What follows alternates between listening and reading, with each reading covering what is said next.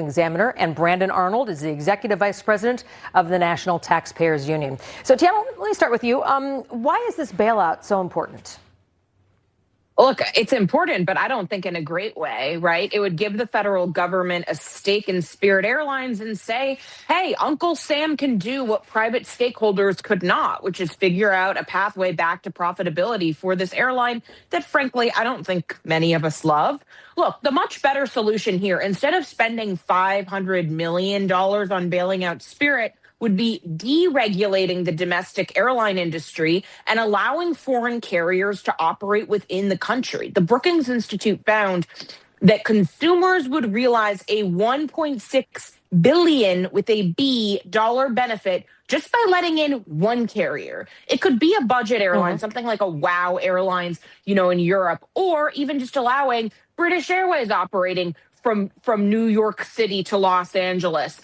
The problem is anytime the government tries to get in the business of picking winners and losers, they usually wind up rehabilitating these zombie companies. Yeah, Brandon, I want to ask you about this because, so why Spirit? Why take this action? And one thing that may be factoring in is that if Spirit Airlines shut down, it would put roughly 14,000 people out of work. And, of course, then passengers with Spirit tickets are then going to be scrambling for other travel arrangements. And a lot of folks think it would push up the fares on other airlines. So is that potential bailout then the right move for those workers, for our labor market, or for consumers?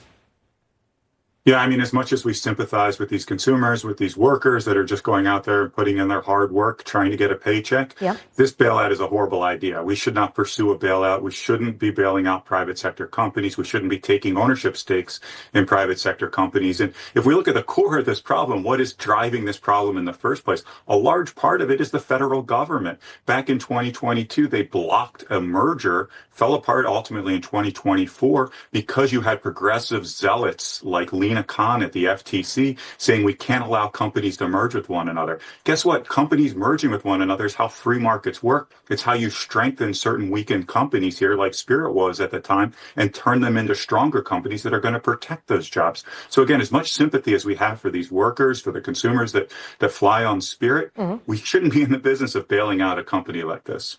Tiana, also in the past, if I recall correctly, when you had some of these airlines that were in trouble, other large carriers came in and bought them up. American Airlines is a mash of a number of different places. Delta Airlines, a mash of, I think, Northwest.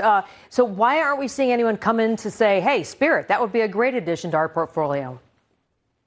Yeah, I mean, again, we tried to do the JetBlue merger and Lena Khan blocked it. Thanks a lot to the Biden administration and Elizabeth Warren's staffing procedure, which is why whenever I hear Republicans, try and tease, maybe Lena Khan had a point. No, she didn't. All she did was make sure that this was an inevitability.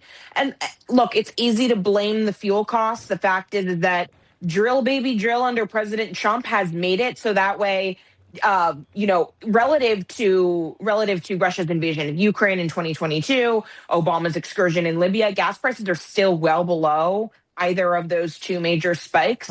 Really, it's just a matter of, you have a very regulated industry, an overregulated industry, and then the government having blocked these procedures, these mergers that could have allowed Spirit to stay afloat. As of right now, there's no good way to save Spirit, especially not with the government. All right. Sounds like the two of you are on the same boat there with that being a bad idea. All right. Thanks so much for your time. Sorry we had breaking news at the beginning of this show. We've got to cut this one a little short, but we appreciate it. Thank you very much, Tiana and Brandon.